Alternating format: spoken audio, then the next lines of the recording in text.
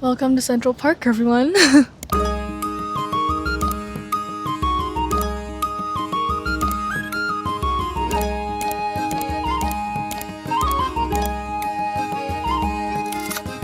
Hey everyone, I'm Nita. I am now 18 years old. I am from Taiwan. I am currently going to college in New York. And welcome to my rantmaxxing in Central Park. It's fall break. Fall used to be one of my favorite seasons. So I told myself, you know what, I'm definitely gonna come start in November when the leaves are still here and I'm just gonna appreciate the beauty of fall.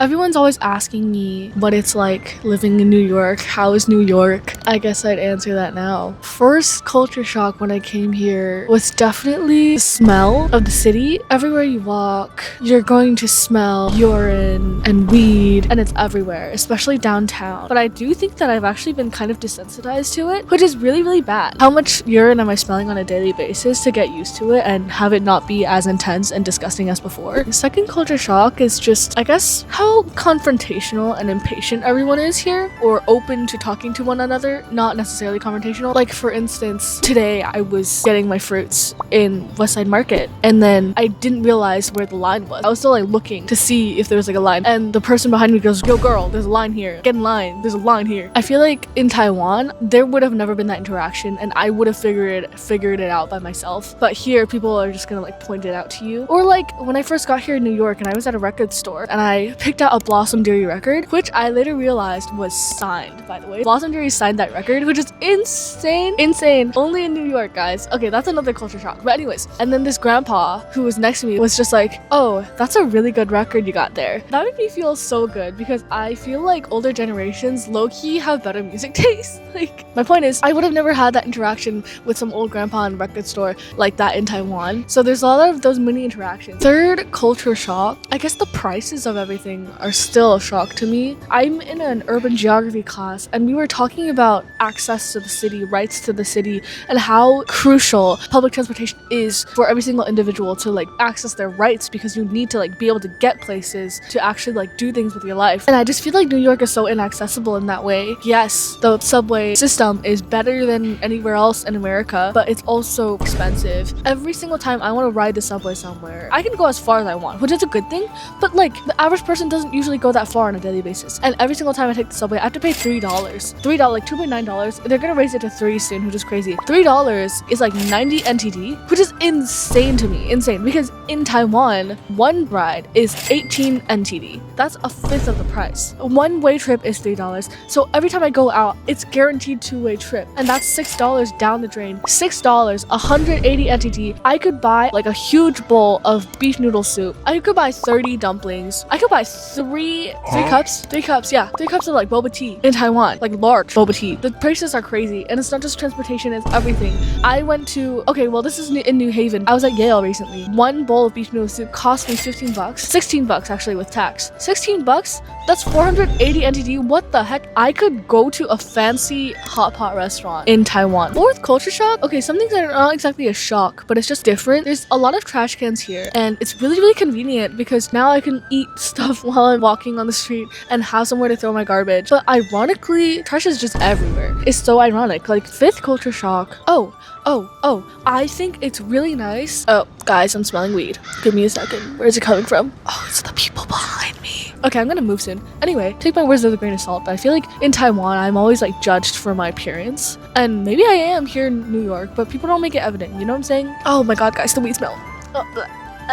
Anyway, like in Taiwan, you know, my family members or close friends or whatever, when they meet me, the first thing they'll say is like, "Oh my god, did you gain weight? 你是不是变胖了？你是不是变肥了?" But here, no one cares. Like, I'm quite grateful for that. Yeah.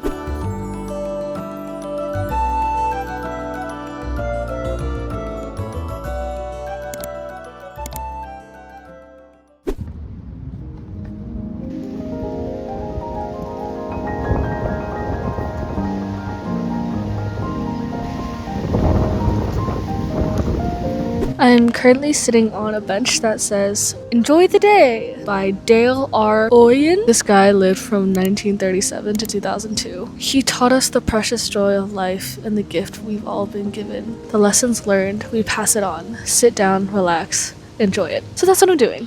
I'm sitting down and enjoying the day.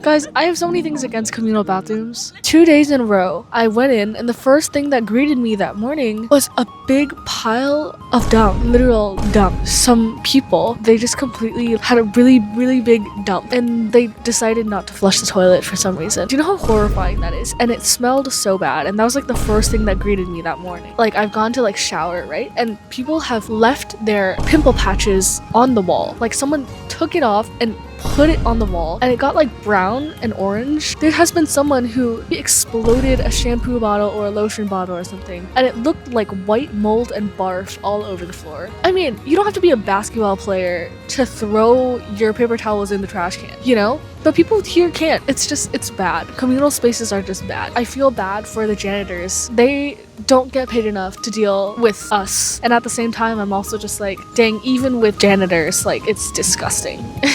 And I feel like I would feel so much more at home and so much more safe and happy if I could have a clean bathroom to shower in and brush my teeth in, but I can't. And I'm left being very scared about where I'm putting my toothbrush and very scared on what water I'm stepping on and looking at clumps of hair down the drain, clumps of hair on the wall, pimple patches on the wall, toilet paper everywhere.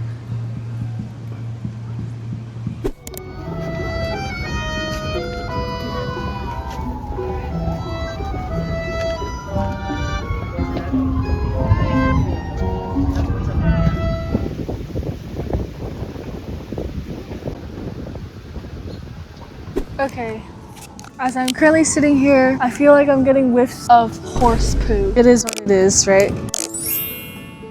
Oh, and I'm currently getting a scam call. Guys, I get so many scam calls.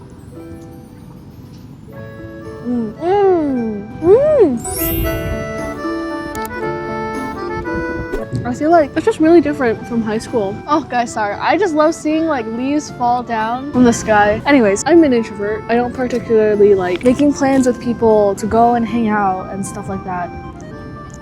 But in college, you want to make friends. You have to go out of your way to hang out with them and make plans and be like, hey, you want to grab lunch together? You want to grab dinner together? Want to hang out today or tomorrow? And it's so difficult. All of your schedules are different. There are so many people that I'll just like meet when we pass by, when we're walking to classes and stuff like that. I'll be like, hey, how you doing? How you been? We should hang out. And then we never do. And it's tough. This is like, I genuinely want to keep up with these people, but I can't.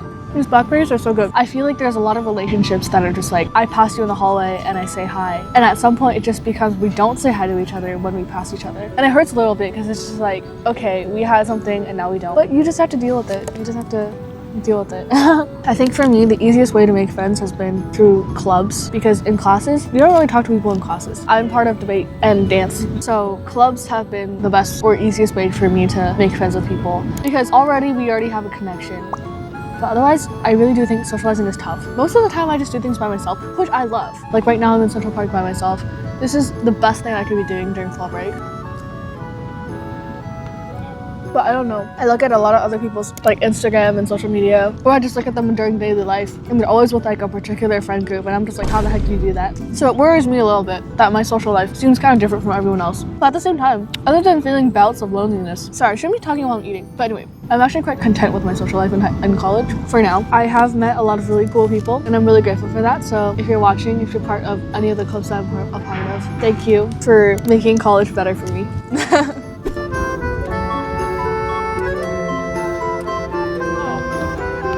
To all my volleyball besties, one day guys, come find me in New York and let's play.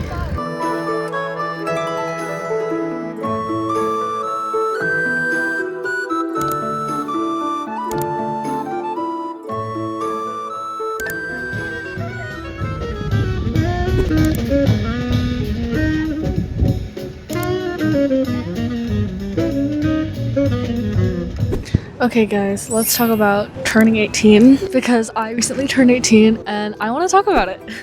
I guess it's fitting that for my 18th birthday, which is a birthday all about independence and whatnot, that I spent it very far away from all of my family and close friends. So it was weird in that way, but it was still really nice. I had a lot of really nice friends here who made my birthday very special. I honestly really dreaded my 18th birthday. I did not want to turn 18. I just don't like the feeling of adulthood. I always thought that adulthood was just a time where as an individual you start giving up on all your childhood dreams, and I don't know, I feel like my impression definition of adulthood was just like people who are still kids at heart, but like fight with money and guns and war and like really hurtful things.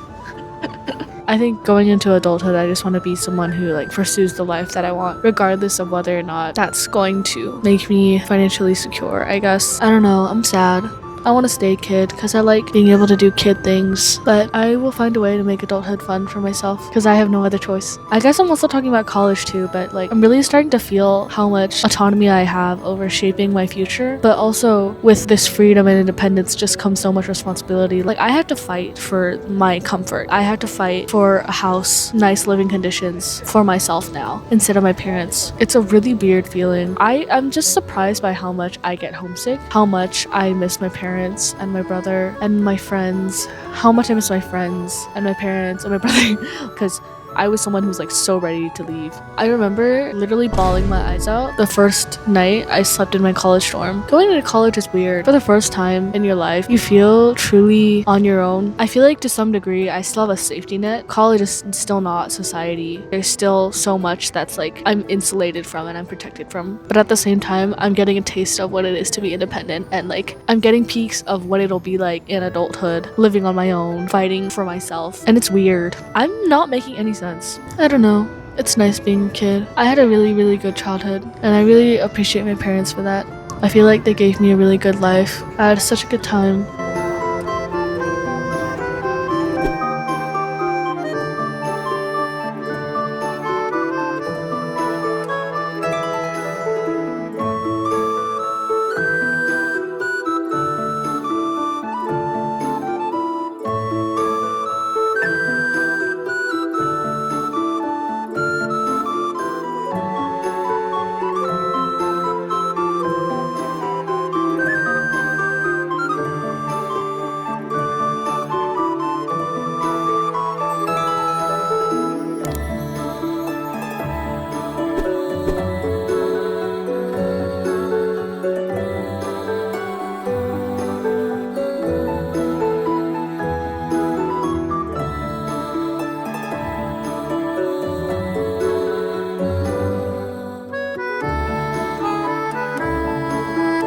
Thank you guys so much for watching today's video. I really, really appreciate all of you. If you like this video, don't forget to drop a like down below, comment down your thoughts, and subscribe to the channel over here. And also, if you like this video, make sure to check out some other ones here as well. Look at the rat. Look at the rat. Oh my god. Wait, guys. That's my first New York rat.